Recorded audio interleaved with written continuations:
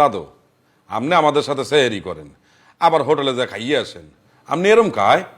রোজা নিয়ে কেউ মিথ্যে কথা বলে? কি দেওস তোরা? আন্নের ভিডিও দেখতেছি।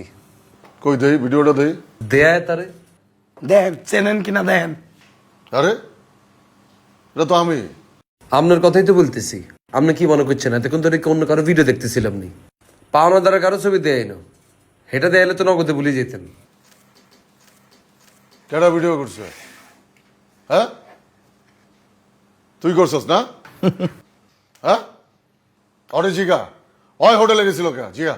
হ্যাঁ শিমুল, তুই হোটেলে গেছিস কা? আরে ভাই আমি বাইরে গেছি একটা কাজে, হিগারে দেখি যে হোটেলে পর্দার ভিতরে ঢুকতেছে, পিছে পিছে যাই চাই ভাইয়া পর্দার ভিতরে হিগার ধুমে খাইতেছে। পরে নাই ভিডিও করলাম। সাবাস, এই না হইলেন আর ছোট ভাই। বুঝছেন এবার শিমুল্লা কি লিখে গেছে হোটেলে? আপনার আকাম কুকাম ভিডিও করার লিখে গেছে। আপনার কি লজ্জা করে না পাশা ভাই?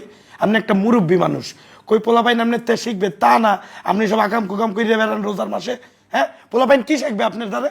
এই বাট আমি কি শিক্ষক যে পোলাপান আমার কাছ থেকে শিখবে? আর আমি কি কইছি তোকে আমি রোজা আছি কি নাই? তাম না আঙ্গুলকে সেরি করেন না, ইফতারি করেন না একত্রে? রোজা না রাখলে মানুষ সেহরি করে না, ইফতার করে না? এই বেটা দিয়ে আস্তা শয়তান কাবিলা। তুই কি এতদিন পরে নি জানছিস এত যে শতান, এত যে কত বড় বাট পা, তুই এতারে চিনসা?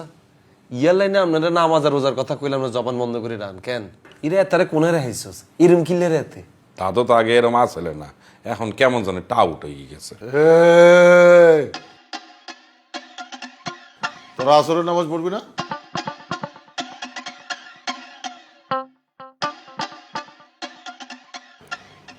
আপনি আছেন কেমন? শরীর ভালো? রোজা রাখতে পারতে আছেন? হয় শরীরটা ভালো আছে, রোজাও সব রাখছি। তুই কি রোজা সব রাখছো না ভাঙ্গি হালাইছো? কি কথাবার্তা বলেন? রোজার মাসে রোজা ভাঙবো কেন? সব রোজা রাখতে আছি, নামাজ আলহামদুলিল্লাহ পড়তে আছি। ভালো, আলহামদুলিল্লাহ, মাশাআল্লাহ। তুই বাড়ি আইবি কবে?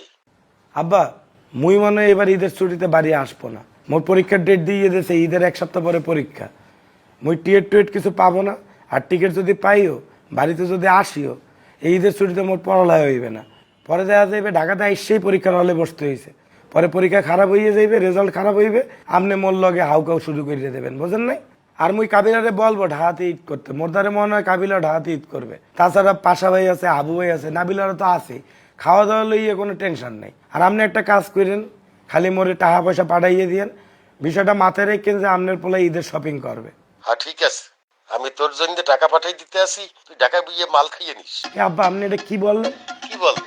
তুমি ঢাকা ঈদ করবা, তুমি এখন বাড়িতে আসতে চাও না? এই তুই কি ঢাকায় বিয়ে শাদী করছো? এই কিসব কথাবার্তা বলেন আব্বা? রমজান মাসে মুই নামাজ কালাম পড়তে আছি, সবগুলা রোজা করতে আছি, মুই এসব মালমূল খাবো কা? হ্যাঁ আপনি তো মোরে পুরো ব্যাট বাজ দিয়ে দিলেন। ও তোমার বাজ উঠে গেছে না, এখনই মাল খাওয়া লাগবে তাই না? এই আব্বা আপনি মোরে টাহা পাঠালে পাঠান, না পাঠালে না, আর যা ইচ্ছা পাঠান, মুই আপনার লগে কথা বলতে চাই না। রমজান মাসে উল্টা পাল্টা কথাবার্তা শুরু করে দিয়েছেন মোর লগে। রমজান মাসে তোমার সাথে আমি উল্টাপাল্টা কথা বলতে আছি? আমি ঢাকা আইতে আছি, দাঁড়া, ঈদের পরে আমি ঢাকা ইসে দেখবো তুই করোটা কি। তুই ঈদের সময় বাড়ি আইতে চাও না কে? তোর কি হয়েছে?